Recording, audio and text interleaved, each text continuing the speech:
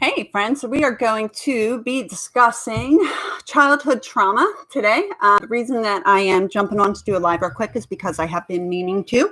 Also because I got a message from a friend of mine today. Her 9-year-old son witnessed the shooting. Thankfully, no one was injured, but he came home.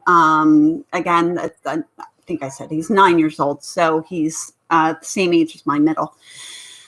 So picture, like a fourth grade kid on his way home from school, and he witnesses a shooting, and he just came home and was hysterical. And, this is a part of Philadelphia. My teacher opened the nurture. Hold on, don't go opening.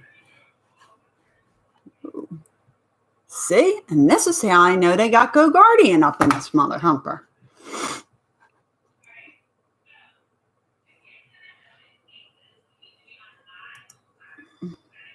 See? And now this is fucking proof, because, they say that they don't have this Go Guardian on this computer, but this child's not on this goddamn computer, and her teacher was just able to get onto my goddamn computer, my personal effing computer. So now this was okay, so now we're going to, this is how this is going to go down. I might need to change the title then, if this is how this is going to be.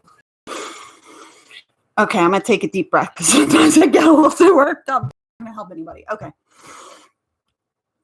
This 9-year-old boy witnessed today. As I was just here doing this live stream, though, I happened to notice that. Hello. Yes, hi. The Lindsay Street address? Yes. Thank you. Bye. Oh, boy. See, the issue that I have here is that crime has become so rampant in Philadelphia because there's absolutely no enforcement here under Kenny and Krasner. We have, what I would say is akin to whatever two schleps are running Detroit or San Francisco or any of the hellholes out west, Portland, LA, where there's just excrement in the street and homeless people set up in tents under every overpass. There are parts of those cities that are wonderful and that have culture and that have wonderful, caring people, and I get it. But the bottom line is that they're being run like slumlords. The city is being run like a slumlord. We are catering to the rich, to the politically important, and we are ignoring the people that need our help most. These children that are growing up, their parents are working hard trying to provide a life for them, a private education for them in a city that has a crumbling public education system, as you've undoubtedly heard if you've been around my channel for 5 minutes.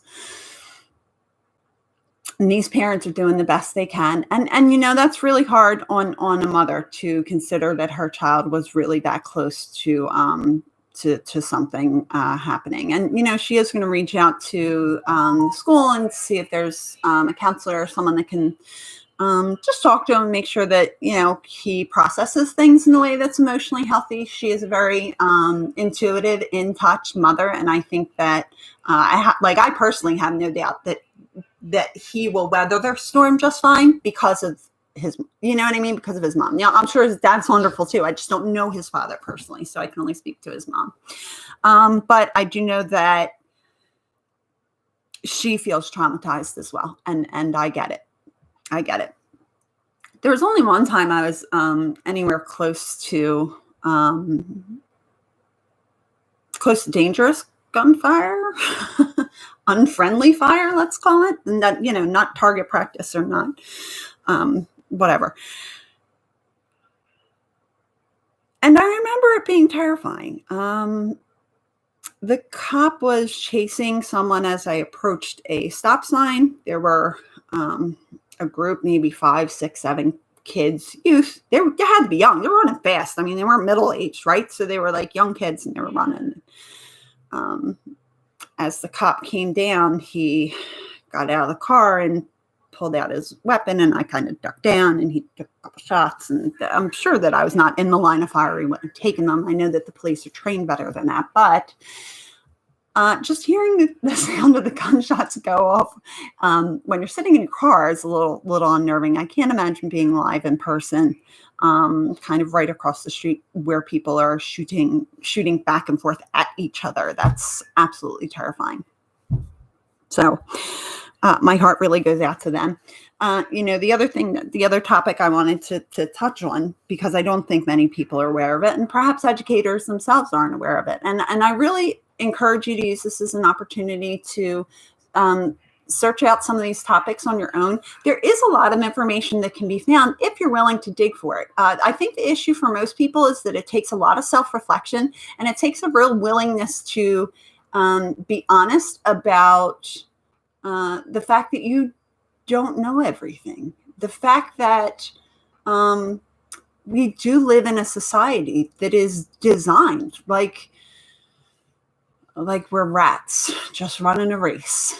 There is a reason that metaphor speaks to so many of us. In so many ways, our society is a structure in which we are confined, and we're relegated into certain aspects of society. And you're the parent, or you're the boss, or you're the homeless guy, or you're the drug addict, or you're the whatever. And it takes a real willingness to suggest, to admit that perhaps you've been fooled. And I assure you, you have. If you are at all in the field of education or medicine, I would challenge most of those folks, probably my age and younger, do not know anything about the topics that we're going to talk about here briefly. I encourage everybody to not believe me. I am just some lady on the internet. What do I know? So Operation Paperclip.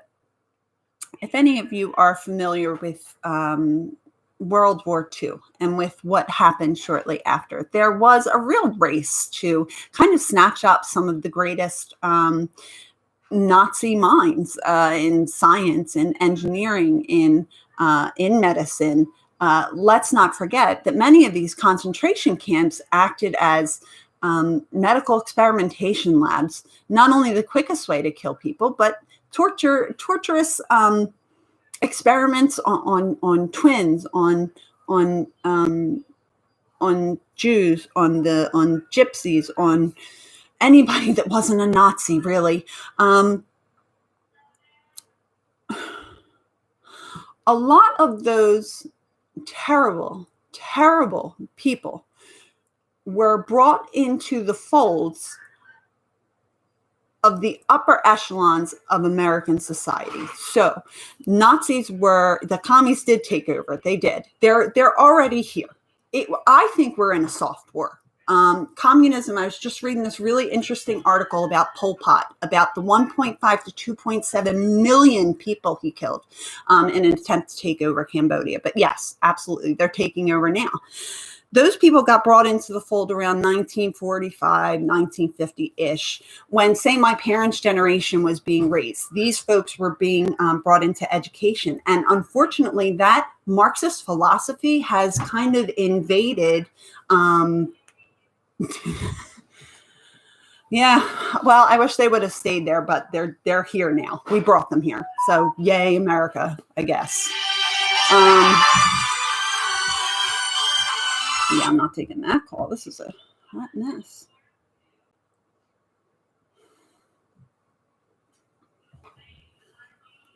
All right. I got to peace out, y'all. I got a phone call to make. Sorry, guys. Yeah, I wish the commies weren't taking over either, but here it is. And there we go. All right, guys. Peace out. I'll come back when I can. I got to take this. Sorry.